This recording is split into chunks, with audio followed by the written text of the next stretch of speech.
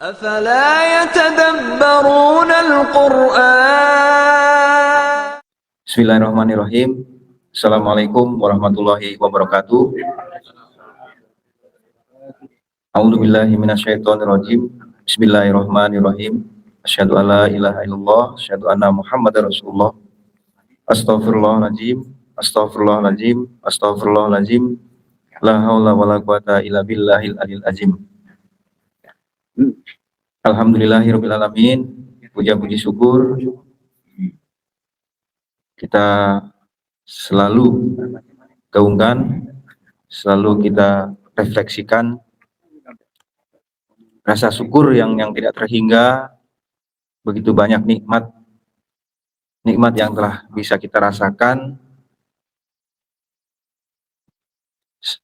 yang kecil maupun yang besar. Semoga rasa syukur ini kita bisa mengaplikasikan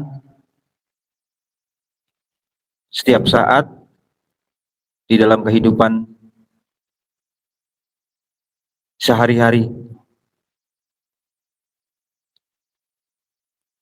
Sholawat beserta salam kita haturkan kepada junjungan kita Nabi besar Nabi Muhammad SAW beserta keluarganya, para sahabatnya, tabi'in dan tabi'unnya.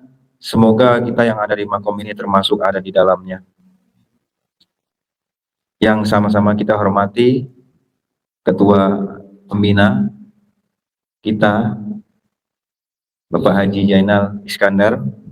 Alhamdulillah, habis dari pusat langsung turun ke cabang. Luar biasa perjuangannya. Semoga apa yang diperjuangkan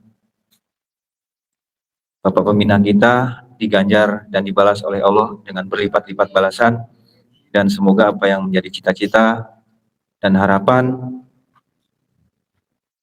dikabul juga oleh Allah Subhanahu wa taala. Dan untuk pembimbing kita yang sama-sama kita cintai, Om Ir, yang saat ini lagi banyak yang dirasa dan merasakan, baik secara batiniah atau secara lahiriah, yang selalu datang dan selalu hadir. Semoga apa yang dirasakan secara lahiriah diangkat dan dikembalikan kesehatannya, dihilangkan sirna, sehingga tidak ada ancaman-ancaman untuk tidak ngaji. Dan semoga apa yang menjadi cita-cita Om Ir untuk kita semua didengar dan dikabul oleh Allah Subhanahu wa taala. Dan para pengurus, jajaran pengurus yang tidak saya sebut satu persatu, semoga lahir dan batinnya selalu dijembar hatinya gitu, untuk memperjuangkan ini majelis. Semoga tidak putus dan terus digaungkan, ditularkan kepada kita semua gitu. Dan para ustadz yang kita cintai, Ustadz Cakman, yang semoga Pak Ustadz jadi harapan dan cita-citanya sama semua, kabul gitu, tapi jangan semua Pak Ustadz ya. Dan Ustadz Tono, Ustadz Juarsa, Ustadz Afsori, dan para Ustadz yang belum bisa hadir pada malam hari ini, semoga para Ustadz diberi kemampuan lahir dan batinnya sehingga bisa hadir di makom. Dan para ikhwan dan akhwat, alhamdulillah malam ini bisa sampai gini majelis. Tentunya tidak gampang dan tidak mudah, banyak rintangan, hambatan yang dilalui, tapi alhamdulillah sampai juga ke majelis ini dalam keadaan sehat lahir maupun batin.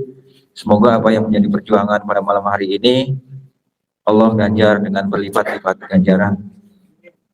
Malam ini semoga para ikhwan tidak bosan dengan saya ditampilkan di muka itu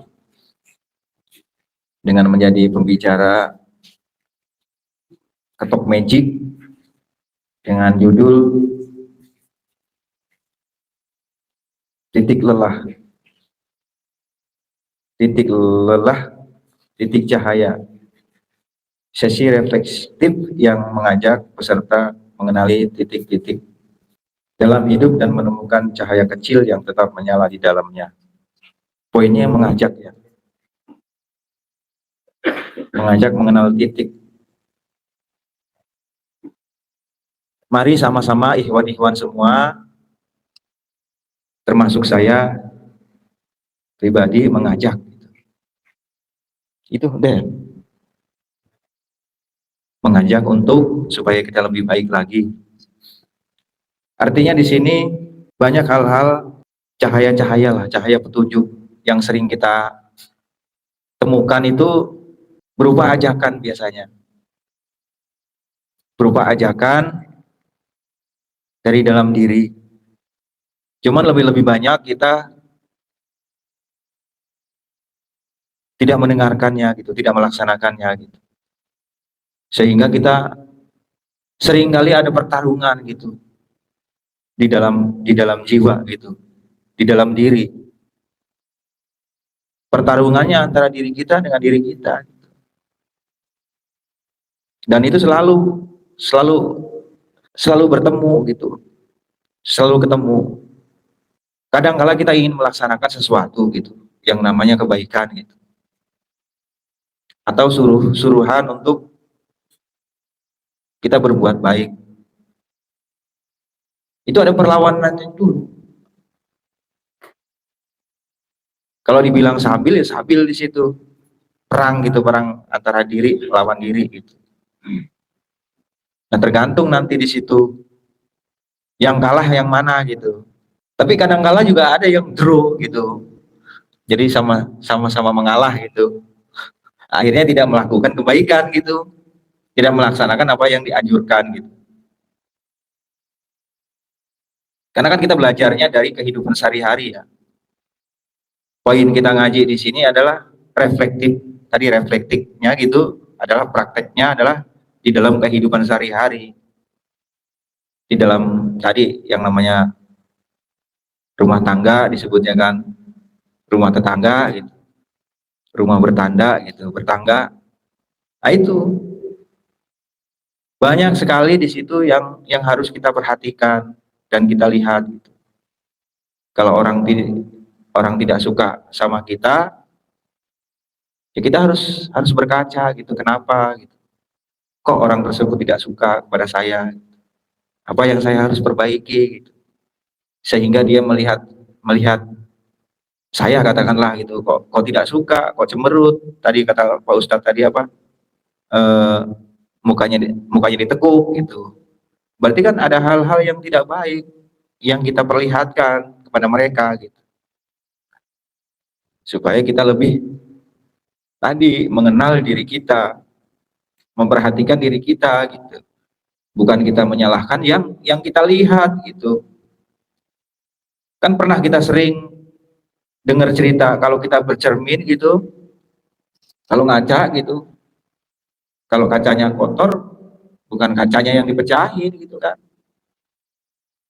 Siapa tahu di antara dua kaca atau kotorannya ada di dalam diri kita gitu. Tapi kacanya yang kita buat melihat tadi jangan dihancurkan gitu. Yang perlu kita lihat adalah apa muka kita yang cemong gitu. Apa kacanya yang kotor. Ya harus kita bersihkan di situ, harus kita perbaiki gitu. Dan itu nggak ada kata wisuda, selesai sampai di situ gitu perbaikan-perbaikan diri itu. Selama kita masih hayat gitu, masih ada nyawa, masih ada ruh di situ, terus menerima terus, menerima pembengkelan, pembersihan, diketok di magic gitu.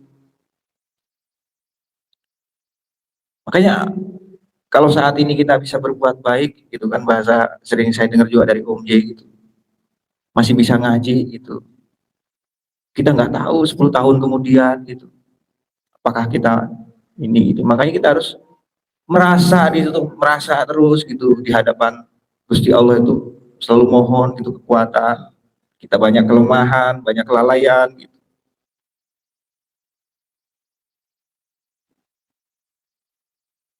Hasilnya tadi ada, kita ngaji diri tadi, bukan kelebihan-kelebihan yang kita lihat gitu, kita kesampingkan gitu. Jadi makin makin ke sana itu bukan kesempurnaan yang kita dapat. Makin banyak yang kita lihat kekurangan diri gitu.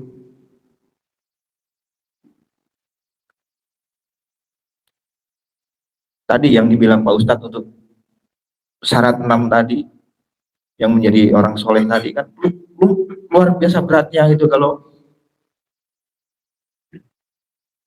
kita hubu dunia gitu kan tadi, cinta dunia katanya, banyak kan orang yang hubu dunia gitu, bagian dari iman gitu. Jadi segala sesuatu tujuan itu, dunia itu menjadikan satu tujuan gitu, bahwa dunia ini adalah tempat berlama-lama dia hidup. Padahal dunia ini kan persinggahan gitu. Cuman persiapan-persiapan tadi yang harus kita siapkan gitu, supaya cinta yang kita,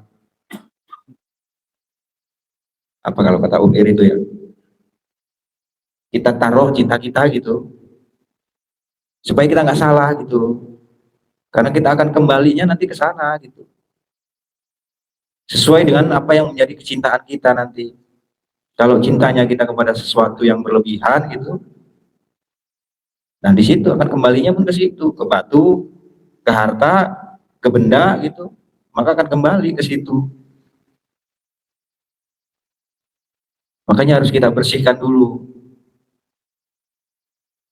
Kalau bahasa bijaksananya itu boleh kamu mencintainya gitu, tapi harus karena siapa gitu kan? Karena Gusti Allah di situ. Kita mengumpulkan harta, memperjuangkannya, harus punya visi dan misi. Untuk apa gitu? Prasarana yang kita punyai seperti mobil-mobilan gitu, sepeda gitu kan. Harus kita manfaatkan bahasanya untuk tadi yang dibilang perjuangan karena Allah tadi. Paling nggak buat ibadah lah. Katanya kan buat bekal gitu. Buat bekal ya tadi. Apabila kita mendapatkan gitu, benar-benar gitu, jangan jangan jalir janji katanya, iya saya usaha upaya cari uang cari duit gitu buat bekal ibadah gitu, yang dikasih buat bekal ibadahnya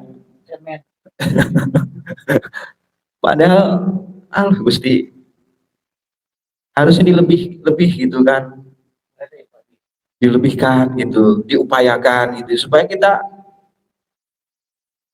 dihilangkan rasa susah itu di hati itu. Kadang-kadang ya Gusti Allah tuh ngetes ya, kita punya cita-cita, ingin saya memberi tijarah, ingin ini gitu, dikasih sama Gusti Allah itu rezeki sedikit gitu, sedikit ya, buat dia sendiri aja nggak cukup katanya, tapi dengan janjinya tadi dia ingkar gitu.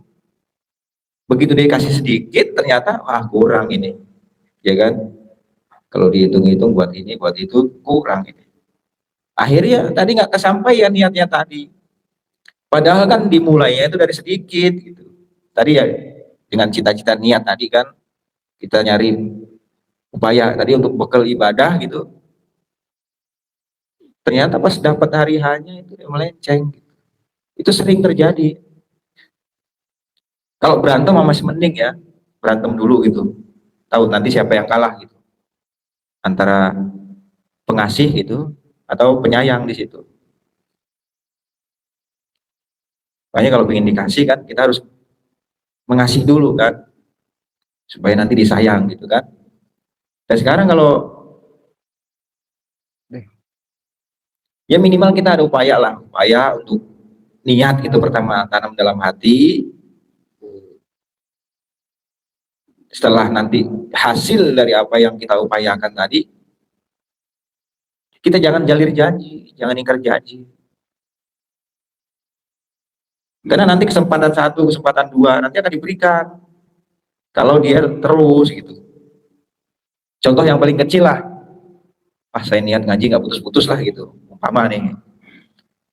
Ini pas ada godaan datang gitu, tiba-tiba gitu. Nggak ada fasilitas gitu. untuk dia berangkat gitu. Padahal bisa diupayakan itu dengan kontak-kontak lah. Halo Roger, Roger gitu. Di sini kosong, di sana kosong gitu kan. Bisa sebenarnya. Cuman nah ini rasa nggak enak itu juga sebenarnya bukan yang aslinya, rasa nggak enak itu kepalsuan. Ah nggak enak saya mau ngomong gitu, ah nggak enak saya mau nebeng gitu, beng beng gitu, nggak enak gitu kan. Kalau untuk agama terus terang, biar ketemu titik cahaya tadi, ketemu titik cahaya tadi ya kita hadir nyampe di sini, bukti ketemu titik cahaya. Mana di sini nggak ada yang gelap kan, terang karena banyak lampu ya. Itu contoh-contoh, bagian contoh yang bisa kita kaji. Terang di sini. Nah, tadi yang dikupas tadi Bapak Ustadz Usman itu silaturahim. Silaturahim itu ya isinya seperti ini. Di samping kumpul dan duduk itu, pertama kita datang silaturahminya sahabat salaman. Nah, bersalaman itu dicontohkan sama guru kita mengajarkan setiap habis ngaji atau apa waktu datang ngaji dan mau pulang ngaji harus salaman. Hakikat silaturahmi atau salaman itu kan sebenarnya supaya ngeplong, sama-sama ngeplong batinnya gitu. Tidak ada dinding pemisah gitu atau tidak ketemu muka gitu. Jadi pas kita salaman itu ada yang mukanya ke belakang gitu, ada juga seperti itu gitu. Berarti dia tidak ketemu hakikatnya silaturahmi gitu. Ada bisa nggak kita kira salaman tapi membelakangin gitu? Nggak bisa. Jadi harus sama-sama ini ya, bertatap muka gitu. Nggak, hakikatnya batin kita supaya ngeplong silaturahmi itu, supaya tidak ada pengait-ngait atau gantar kekaitan gitu. Lepas di situ. Walaupun ada yang gebuk gitu kan, buk gitu tapi plong gitu kan. Nah itu yang dicari kan. Ya, tapi plong batinnya. Nah itu yang dicari seperti itu gitu. Ini silaturahmi sehabis sholat gitu kan dilaksanakan tetap, tapi hatinya masih ada dongkol gitu atau membelakangi gitu, masih ada grundel gitu. Nah itu yang perlu kita apa namanya kenali lagi, dalamin lagi gitu, sama-sama gitu bareng-bareng. Saya pun sama-sama belajar di sini. Kata jauhlah dari kata sampurna gitu. Poinnya lah kita jangan sampai walaupun silaturahmi kita usahakan ngeplong lah. Nggak ada maksud kita untuk menyindir ini. Makanya sebenarnya dari rumah itu kita harus ada persiapan gitu. Persiapan menyiapkan diri kita gitu. Artinya walaupun saya di majelis dioprek gitu, dioprek, diketok di ini, itu bagian dari persiapan mental kita gitu sebenarnya. Supaya kita nggak gampang pundung, cegukan, gitu kan. Oh batuk itu bukan cegukan. Gitu. Karena, waduh, sensitif sekali gitu masalah hati itu ya. Makanya selalu di jalan itu ada peringatan gitu, ada tulisannya, selalu hati-hati tikungan gitu. Padahal tikungan kenapa hati-hati yang di ini ya gitu. Hati-hati jalan menurun gitu. Padahal jalannya menurun, tapi yang diperingatkan hati gitu. Ada apa dengan hati? Jangan sampai ada titik-titik tadi. Karena titik-titik itu bermakna gitu. Maknanya bisa jelek, maknanya bisa baik. Poin utamanya adalah hati. Makanya kita rumaos Gusti sama Gusti Allah itu. Karena kita belum bisa tadi membentengi hati kita, mengikhlaskan hati kita, memasrahkan diri kita kepada Allah. Masih ada pengakuan-pengakuan tadi.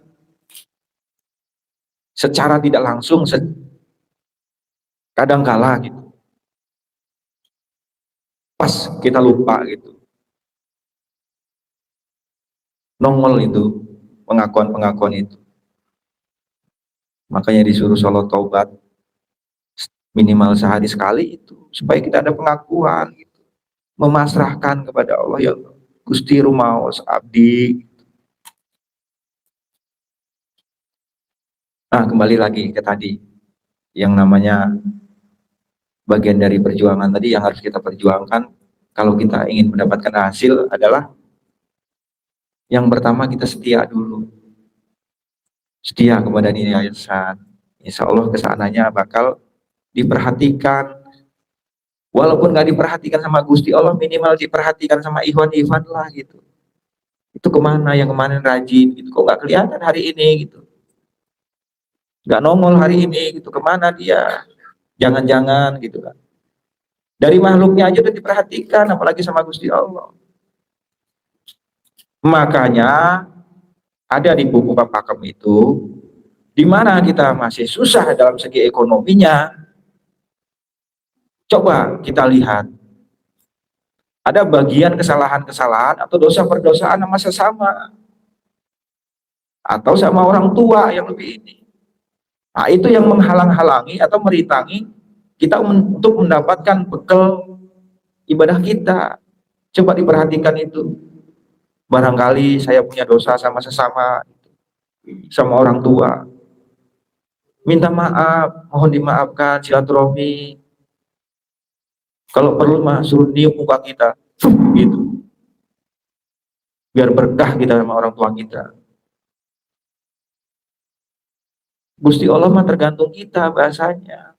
Kalau kita masih angger gitu kan, di tempat yang angger, gitu, berarti kita nggak ada upaya di situ. Upayanya kan dari luar ke dalam keluar lagi. Bahasanya lihat keluar, lihat ke dalam lagi, ada wasbisu, ada ini enggak, ada kotor-kotoran yang masuk tadi. Setiap hari itu ketemu, baik yang namanya kesel ini, makanya buru-buru di situ tarik napas gitu kan, keluarkan, gitu, biar nggak berlama-lama di dalam itu, minimal 3 jam lah, paling lama 3 hari. 3 hari ya udah nggak betah itu. Kalau kita kesel sama seseorang atau punya dongkol sama seseorang itu 3 hari udah nggak betah itu. Sebenarnya udah gelisah kita.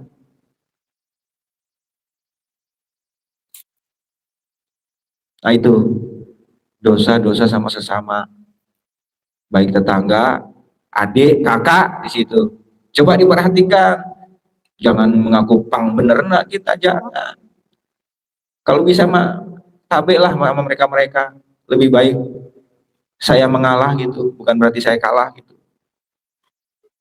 Kita harus memaklumi mereka-mereka itu belum paham, belum mengerti. Gitu. Kita yang sudah tahu, harusnya kita lebih paham dan mengerti gitu kepada orang-orang yang belum tahu gitu. Jangan kita menjadi satu, lo tuh harus begini lo gitu, nggak bisa gitu. Kepada orang-orang yang di luar kita gitu. Kalau yang lo harus begini itu kudunya itu ke diri kita gitu. Gue itu harus begini lo gitu. Jangan orang lain disuruh lo harusnya begini lo gitu, jangan. Nggak bisa seperti itu. Ayolah mari kita sama-sama, kan isinya kan mengajak nih, maaf karena saya diatur sama pengatur acara, isinya mengajak ketemu titik gitu, ada titik, ada cahaya gitu. Bagian alhamdulillah ketemu juga, nggak taunya ada titik, ada cahaya gitu, walaupun tidak direncanakan. Karena di sini rata-rata yang saya perhatikan itu nggak ada tekstual gitu ya, bicara apa adanya gitu, dan tidak direncanakan. Bahkan berapa minggu ini saya kesemprot mulu nih, ini masih berasa nih, kayak ditiban batu gitu. Insya Allah hampura. Pak Darwin nggak sibuk, tenang aja, tugas negara ya, Insya Allah. Bukan karena ada kesempatan tapi tidak mau apa namanya, uh, ujur lah gitu. Ada alasan yang tepat gitu, tugas negara. Tapi ini bagi yang waktu luangnya banyak gitu, kesempatannya ada. Marilah sama-sama, ayo kita. Sudah jam 2 ya. Nggak kebagian ntar Umir. Saya yang masih lupa itu ada intelektual, spiritual, mental, gitu, material. Jadi yang harus kita kuasain itu material, spiritual, mental, intelektual. Nah, ini nih yang harus kita garap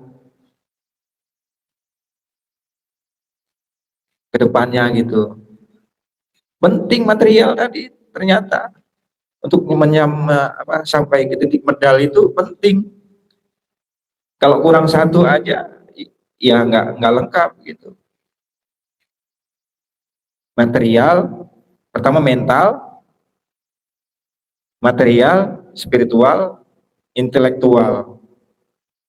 Tentunya udah paham lah kalau empat ini harus ada gitu di dalam diri kita, harus kita upayakan gitu. Ada yang kuat di intelektual, di materialnya lemah. Ada yang kuat di spiritual, intelektualnya lemah. Jadi kurang cukup, kurang memenuhi syarat kalau kata ini. Jadi keempat-empatnya itu emang harus kita raih, kita garap bareng-bareng bersama-sama, watawasobil haq, watawasobis sober, saling mengingatkan, saling menegur dengan kata-kata yang lembut, bijaksana, bijaksini gitu. Makanya harus kita persiapkan wadah kita, utamanya diri kita nih ya, baik tenaga maupun batin gitu. Ini di sini kan kita berjalannya lahir batin ya, bukan hanya batin saja ya. Kalau batin aja berarti hayalan kan, jatuhnya gitu. Ah, saya mau berangkat ngaji ya gitu. Sementara lahiriah nggak berangkat, berarti kan khayalan gitu. Saya mau melaksanakan yang baik gitu, Mama. Kalau disebutkan satu-satu, ngeri. Itu masalahnya masih banyak yang ini gitu. Baiklah gitu, globalnya gitu. Bener loh ini, tantangan kita setiap hari loh. Masalah hati itu. Nah nanti kalau sudah hati, nanti sudut pandang akal gitu, ya kan? Pertama, tek, gitu kan, masuk ke sini kan, astagfirullahaladzim. Logika main di situ. Hajar nggak nih orang gitu, dengan kata-kata juga gitu. Karena dia sudah mengata-katain aku kan, akal lagi main lagi di situ. Nah pandai-pandailah di sini kita mengambil gitu, memetik dari mana saja ilmu tadi datang gitu. Bisa dari Om Ir, Om Bani, bisa dari pembicara-pembicara yang lain lagi. Karena Allah itu nggak menutup kemungkinan gitu memberikan kepercayaan kepada seseorang gitu. Siapa saja orangnya yang dipercaya sama Gusti Allah, yang dipercaya supaya kita eling dan ingat tadi, supaya membacakan tadi tentang kelemahan-kelemahan kita, agar kita lebih hati-hati lagi tadi. Kayaknya titik-titiknya udah habis nih, saya mohon maaf lebih dan kurangnya. Assalamualaikum warahmatullahi wabarakatuh.